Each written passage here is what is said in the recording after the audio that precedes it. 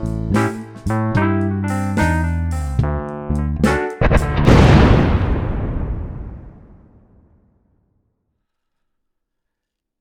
everybody, and welcome to the After Show with ESO, found here only on the Monty and the Pharaoh channel. And while we're on the subject of Monty and the Pharaoh, you can find them live every Thursday on YouTube, Twitch, and Facebook. You can also find them streaming on Spotify, Anchor, Apple Music, and all the other streaming services out there. They're definitely worth checking out, but chances are if you're at my show, you were at theirs a little bit earlier. So welcome everybody, and thanks for stopping by. This is ESO, and let's get going. We have another can show. Soon we will be going live so that we can interact directly with you in the chat. But for now, we're doing some can shows to get everything a little bit, all the kinks worked out, and we'll be with you live soon. So tonight we're going to start by touching on the Elimination Chamber, and I have to say ESO has to eat some crow. I was not sold going into the Elimination Chamber, but I will tell you that it was one hell of a pay-per-view. I thought it was kind of going to be a little bit of a blow-off going into WrestleMania, but they did put on one hell of a show. Let's get into some of it. Asuka winning that the women's Elimination Chamber match was sick. Asuka, you deserved it. Great match overall. The women put on one hell of a show. Liv Morgan is a sick individual. I don't know why you have to put your body on the line like that, young lady, but wow, you definitely... That jumping off the chamber, the flip, I don't even know what to say. And then I read a couple days later that she wants to do more and more hardcore matches and cage matches and things like that. Wow. But just don't cut your career too short by putting your body on the line there. It's really taxing. But, thank you for one hell of a performance. Next we had Bobby Lashley and Brock Lesnar. And as I predicted, they beat the hell out of each other. Great match. Not quite sure where it goes from here. Bray Wyatt is going to now face Lashley because Lashley won by DQ, I guess. Because I think that was the deal that Bray said was he was going to go after the winner of that match. But does that mean maybe Brock was afraid to fight Bray? I don't know. The whole thing seems stupid. Not looking forward to Bray and Bobby, but hey, it is what it is. And Brock and Bobby, you put on one hell of a show. You guys are definitely two great main eventers. From there, my only sour note on the night is Edge and Beth going over Finn and Rhea. Rhea is the hottest woman in the industry right now. Why would you not put her over? And Finn Balor over Edge. Come on. We got 20 plus years age difference. That made zero sense. Just for the cheap pop because we were in Canada? No, come on, guys. Think beyond that. That's the only reason you bring Edge back anyway for this is for the cheap Canadian pop. But no, that was... I'm not going to say it was a bad match. It was a good match, but the wrong people went over. And it was all for a cheap pop. That was not worth it. And then the next night with Edge facing Theory. You know what time I turned Raw off? At the beginning of the Edge Theory match. Because guess what? I knew Edge wasn't going to win. It was going to be a reason to write Edge off into the sunset so he can have another comeback in a few more months. Yay! Sorry. It's not my cup of tea. Can't stand Edge. He's taking up a spot that somebody else should be getting right now. Beth and Edge, you guys are legends. Not going to take that away from you. Finn and Rhea should have won that match, period. Now we get into the Austin Theory winning the elimination match. That was very, very predictable. Good match. Wasn't the best match on the night, but it was a good match. The only other person that they really could have put over would have been Ford. I mean, Seth Rollins at any given time can take any given title. But the only other person that would have made any sense whatsoever would have been Ford. But really, we need to build Austin into that next level superstar. He needs to be in the main event picture so that Roman has some more competition and Cody has some more competition. Because right now, let's face it, there's nothing in the main event picture. You have Brock, Bobby, Roman, Seth. You could put Sheamus and Drew McIntyre in there. outside of that, what real main event superstars do we have left? Kevin Owens, I don't really. He's not on their caliber. Sami Zayn is not on that caliber. I don't care how over he is. He's not. He's not going to be a long range main eventer. You might get some cheap pops with him, but he's not. The longevity won't be with Sami Zayn. And Sami, please prove me wrong. Please prove me wrong. But I don't see it. Well then, while we're at it, why don't we get into that the Roman Reigns Sami Zayn match? That was one hell of a match. I am not sure how Roman can keep tricking me like he does to make me think that he might lose that title. He had me believing Logan Paul might win that title when he was in Saudi Arabia. Then he had me believing Kevin Owens had a slight chance last month. And then this month he had me believing that Sami Zayn had a slight chance. He sells a great story. Now, I'm not exactly a fan of the way they do it, because if he was a dominant champion, he should just beat the heck out of some of these lower heavyweight contenders and show his dominance. But hey, he tells one hell of a story in that ring.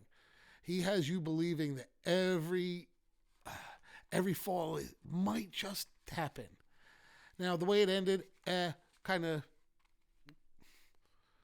shaking my head at it, but we'll see what the culmination is at WrestleMania, because I think there is one more big swerve coming. And a friend of mine, another host on this network, he has a great swerve that he thinks is coming, and I'm not going to spoil it. And until he talks about it on air, then I'll talk about what he says he thinks is coming. But I don't think it's over yet. I think there's more to come with it. Overall, did it sell me WrestleMania? Not sure. WrestleMania is going to be the biggest WrestleMania ever, no matter what, just because of the way they're positioning it, especially with the buyout coming out and everything else. They're positioning it to, no matter what, be the biggest WrestleMania ever. So there is that factor. But it was a great pay-per-view, great matches on the pay-per-view, but I'm not going to say it sold WrestleMania to me. Am I looking forward to WrestleMania? Yeah, I am. I can't wait to see Cody and Roman. Can't wait to see Charlotte and Rhea there. I can't wait to see Asuka and Bianca. I'm sure there's going to be some other phenomenal matches. John Cena and Seth is rumored. There's some great stuff that they say is in the works. We'll see what happens. Really not hoping. I'm hoping it's not Bray Wyatt against Brock Lesnar. I can say that seeing Howdy in the ring last week with Bray Wyatt, it didn't make me have any emotion. I thought it was dumb. But hey, and that's where they're trying to build the next generation wrestlers. That's where they're playing towards the kids. Just doesn't do it for me. But so let's take a quick break, and we'll be back in just a minute.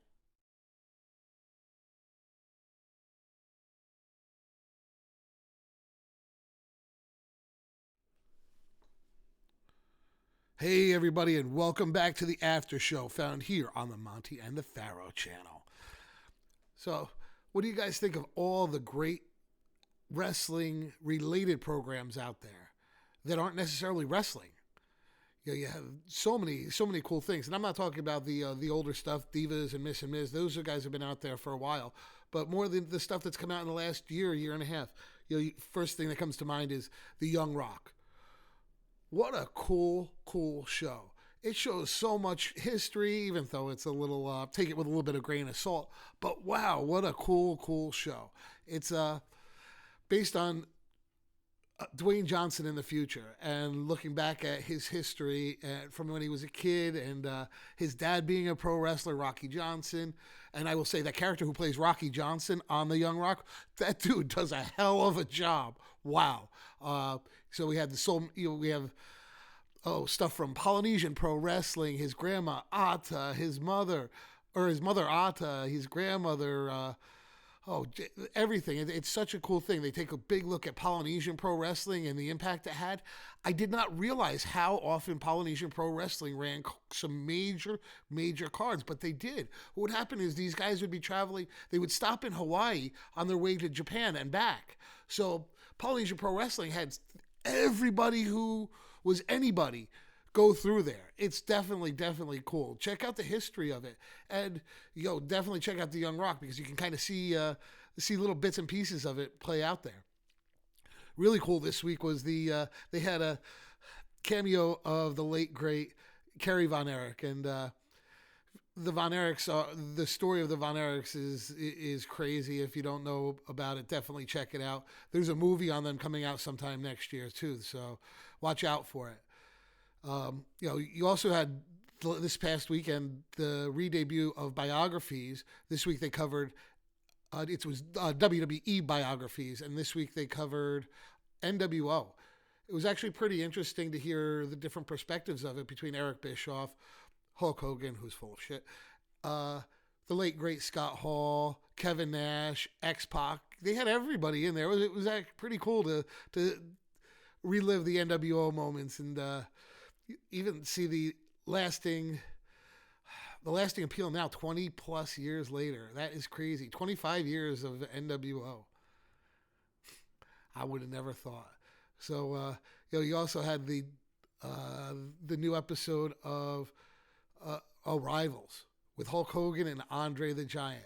I was actually very, very impressed by this documentary. They actually went back to the 70s when Hogan first came into the WWF, and WWF, and he was the heel, managed by classy Freddie Blassie, going up against the face Andre. Kind of a whole different angle from the 85 or 87 angle where Hogan was the consummate babyface and Andre was the most hated heel. I was a little kid at that point, and man, I hated Andre at that point. Wow. It's absolutely awesome. It was so much fun to relive my childhood and watch that. Definitely recommend checking out those episodes, those wrestling shows that aren't necessarily wrestling. So check them out. They're all over the place right now. They're on A&E. There's more stuff coming. Oh, WWE Treasures is coming back. I cannot wait for that. I guess they're gonna be looking for the one of the crowns and. Some Roddy Piper's original bagpipes. Yeah, definitely looking forward to that. But we got to take a quick break, and we'll be back in just a minute. I'll talk to you then.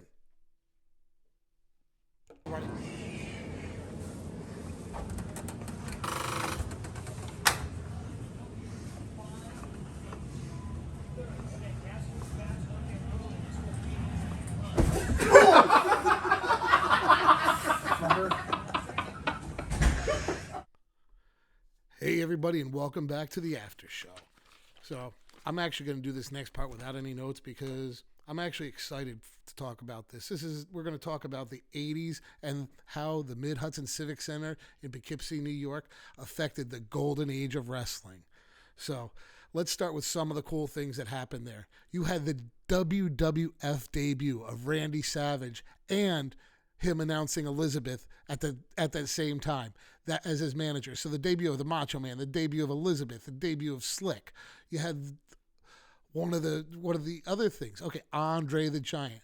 Andre the Giant was known for his long locks, but did you know that in 1984, when he had them chopped off, that happened in the Mid-Hudson Civic Center? That was important. Paul Orndorff turned on Hulk Hogan in that arena. That arena was the TV tapings leading up to the original WrestleMania and WrestleMania 2 happened in that arena. Ricky the Dragon Steamboat got hung by Don Morocco in that arena. The Machines debuted in that arena. So let's just start. I'm going to say some of the people I saw wrestle there. We'll start with some of the minor ones: Corporal Kirshner, Iron Mike Sharp, Johnny Rods. Then I would get into the level of George Steele, Junkyard Dog, Barry Windham, Mike Rotunda, the Killer Bees, the Dream Team, the British Bulldogs, Hulk Hogan, Randy Savage, Paul Orndorff, Don Morocco, Tito Santana, Hercules Hernandez, Billy Jack Haynes. The list goes on and on and on. I saw Jimmy Snuka face Hercules Hernandez in a steel cage in that arena. I saw Billy Jack Haynes and Hercules Hernandez battle the crap out of each other in a chain match in that arena. I saw the entire angle of Paul Orndorff, Hulk Hogan play out over the course of one night in that arena. From the flower shops being filmed, to them tagging up for the first time against the Moondogs, to them tagging against Stud and Bundy where Orndorff turned on Hogan. That happened in that arena. There were so many more things. I mean, it just, that arena was a mecca. The lead up to back then, the TV tapings were between the Boston Coliseum, the White Plains Civic Center, the Poughkeepsie Civic Center, Allentown, Pennsylvania, and Boston Garden. And then, there was another one out on the island too. I forgot what it was. So basically, all the TV tapings were done between those places. That's why so many things happened in that little arena in Poughkeepsie, New York, and that's why I do call it a mecca. So, leading out of that era, that 85, 86 era where so many little angles were filmed in that, guess what happened? Wrestling's golden age boomed. That arena had a big part in wrestling's golden age, and that is the first reason I call it a mecca. So, I am going to touch on what happened in the 90s in that era and how it led in the 90s in that arena and how it led into the Attitude Era next time, but we'll talk about that later. Right now, we're going to take another quick break, and I will be right back. Beer.